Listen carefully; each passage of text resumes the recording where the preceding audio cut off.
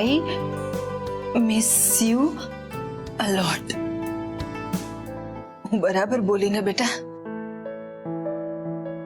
મને ખબર છે કે આ વખતે હું બરાબર બોલીશ, કારણ કે આ ફક્ત શબ્દો નહીં, તારા માટેનો મારો પ્રેમ, મારી ભાવના છે. Never makes angry. Never makes angry નહીં મમ્મીજી, never get angry on us. તું ઈચ્છે છે ને કે હું ક્યારેય ખોટી ના પડું? તો મને ટોકવા માંડ અને પાછી શીખવાડવા માંડ. અને તું જો એવું અંગ્રેજી શીખીશ ને હવે કે અંગ્રેજીને ગાભા કાઢી નાખીશ. શું વાત છે? બોલ ને બેટા.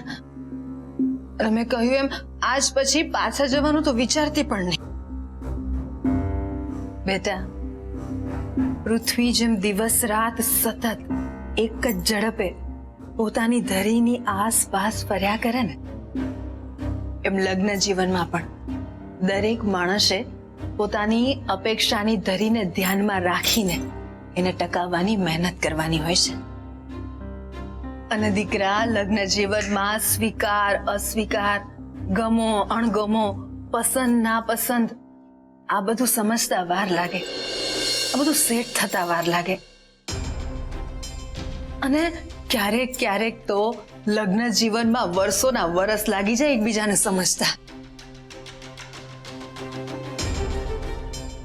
તને ખબર છે, તારા પપ્પાજીને અને મને પણ લગ્ન પછી પણ એકબીજાને સમજતા, એકબીજાને પ્રેમ કરતા વાર લાગી હતી, સમય લાગ્યો હતો. અને તને પણ મનમાં ક્યાંક ને ક્યાંક એવું થતું હશે કે મારા આરવે તને મનાવવાની જરા પણ કોશિશ ના કરી, પણ આ વખતે મારા આરવે રંગ રાખ્યો ને, અમારા કહ્યા વગર આમ તને મનાવવા પહોંચી ગયો ને.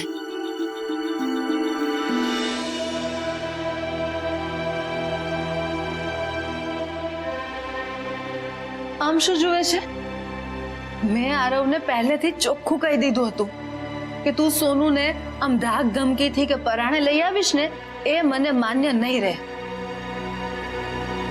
સોનુ એની મરજીથી આવે અથવા તો તું એને મનાવીને લઈ આવીશ ને તો જ ચાલશે.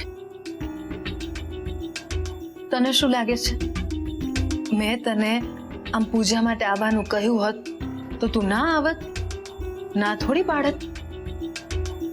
પણ મારે આ કામ મારા આરવ પાસે કરાવવું હતું અને એણે કર્યું પણ ખરું.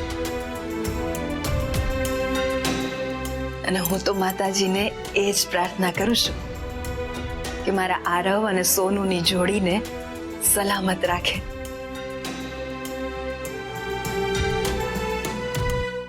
આ જોડી ક્યારેય ના તૂટે. અરે આરવ, તો ક્યારે આવ્યો?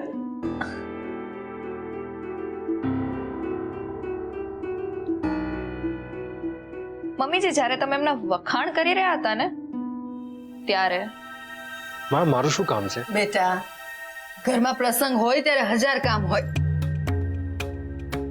મારે તારી અને સોનુ પાસે આરતી કરાવી છે અને પછી થાળ પણ ધરાવવાનો છે. ઓકે માં.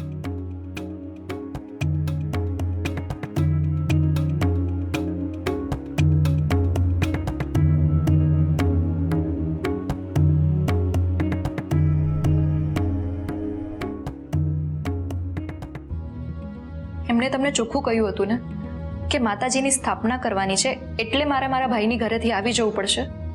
એમ કહીને તમારે મને અહીંયા નથી લઈ આવવાની, છતાં તમે તો મને એ જ કારણસર અહીંયા લઈ આવ્યા ને. એટલા માટે કે મારી પાસે બીજો કોઈ રસ્તો નહોતો. પણ મમ્મીજી તો એમ માને છે કે તમે મને મનાવીને અહીંયા લઈ આવ્યા છો અને એમ પણ સમજે છે કે તમે મને સ્વીકારી લીધી છે. એ તો માએ માની લીધું છે, મેં એને એવું કંઈ જ નથી કહ્યું. મમ્મીજીએ માની લીધું અને તમે એમનો ભ્રમ દૂર કરવાનો પ્રયત્ન પણ ના કર્યો. તમે એમને સત્ય નહીં કીધું, રાઈટ? તું શું ઈચ્છે છે? માને શું કહેવું જોઈએ? બધું સાચું કહીને એનું દિલ તોડી નાખું? તારા આવ્યા પછી માં કેટલી ખુશ છે તને નથી દેખાતું? અને તું શું ઈચ્છે છે હું એક ધડાકે એનું દિલ તોડી નાખું?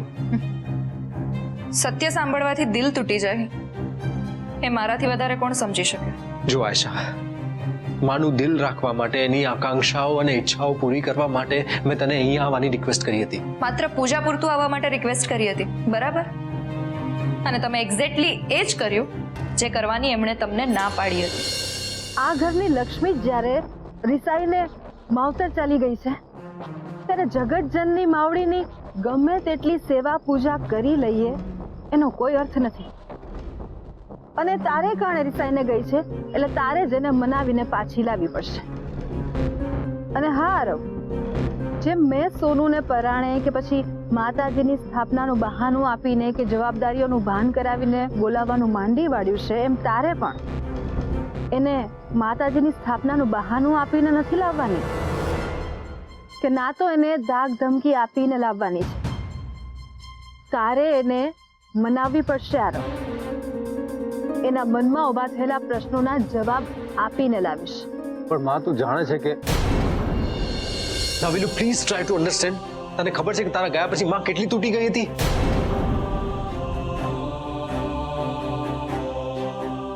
આયશા, એક પતિ તરીકે હું તને જે જગ્યા મારા દિલમાં ના આપી શક્યો ને, એ માએ તને એક દીકરી તરીકે, એક વહુ તરીકે એના દિલમાં આપી છે.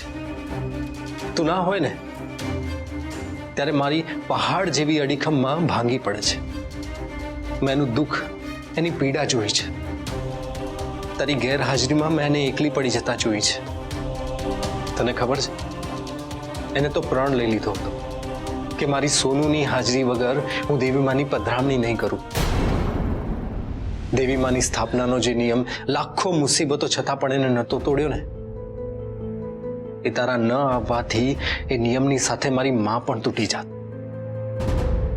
મારી માં પણ એવી જિદ્દી ને સોમાની છે ને કે એણે મારી સામે એવી કડક શરત મૂકી દીધી કે મારે તને ફરજ પાડીને નહીં, મનાવીને લાવવાની. પણ તમે તો મને ફરજ પાડીને જ લઈ આવ્યા ને.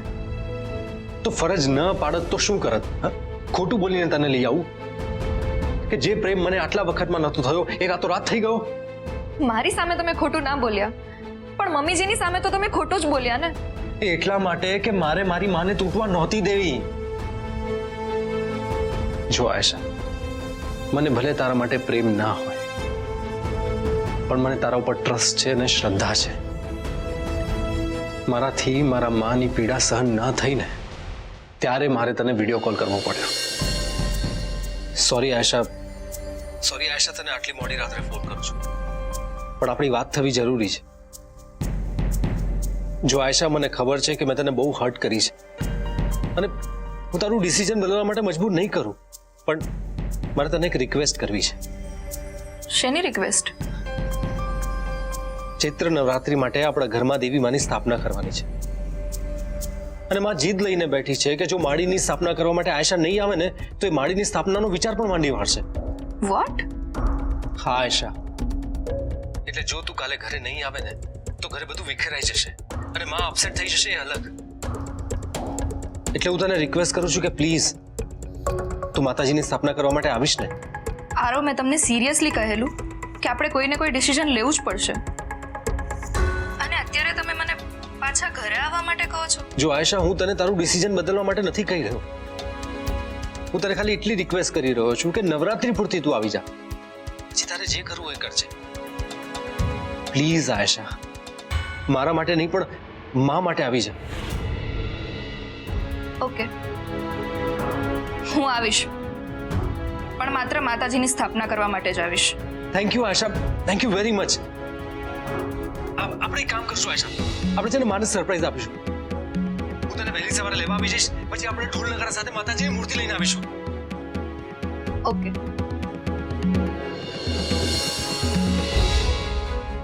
પણ આરવ, તમે સમજવાની કોશિશ કેમ નથી કરી રહ્યા?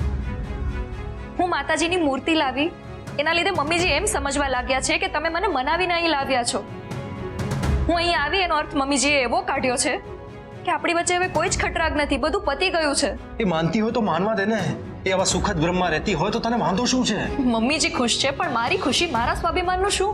તમે જેટલી વાર એવું બોલ્યા છો કે તમે મમ્મીજીની ખુશી માટે આ બધું કર્યું છે, ત્યારે મને એવું લાગે છે કે તમે મારી ખુશીનો તો ક્યારેય વિચાર જ નથી કર્યો. પ્લીઝ તું આટલી નાની વાતને મોટું સ્વરૂપ નહીં આપને.